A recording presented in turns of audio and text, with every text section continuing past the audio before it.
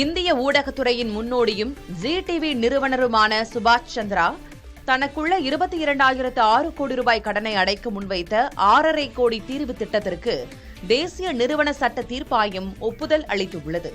சுபாஷ் சந்திரா தனது SL group நிறுவனங்களுக்காக பல்வேறு வங்கிகள் மற்றும் நிதி நிறுவனங்களிடம் வாங்கிய கடன்களுக்கு சுய உத்தரவாதம் வழங்கியிருந்தார். அந்நிறுவனங்களால் கடனை திருப்பிச் செலுத்த முடியாததால் மொத்த நிலுவைத் தொகை 22,006 கோடி ரூபாயாக உயர்ந்தது. இதனைத் தொடர்ந்து அவர் மீது தனிநபர் திவால் நடவடிக்கை பாய்ந்த நிலையில் மொத்த கடனுக்கு தீர்வாக 6.5 கோடி ரூபாய் மட்டுமே தர முடியும் என அவர் தரப்பில் தெரிவிக்கப்பட்டது. இந்நிலையில் அந்த சொற்ப தொகையை கடன் தீர்வாக ஏற்று வழக்கை முடித்துக் கொள்ள NCLT அனுமதி வழங்கியுள்ளது.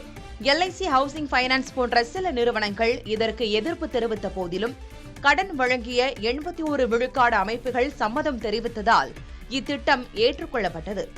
இந்நிலையில் சுபாஷ் சந்திராவின் நிறுவனங்களுக்கு வங்கிகள் வழங்கிய கடனில் 99.97 விழுக்காடு தொகையை திரும்ப பெற முடியாமல் வங்கிகளுக்கு 22,000 கோடி ரூபாய் இழப்பு ஏற்பட்டுள்ளது.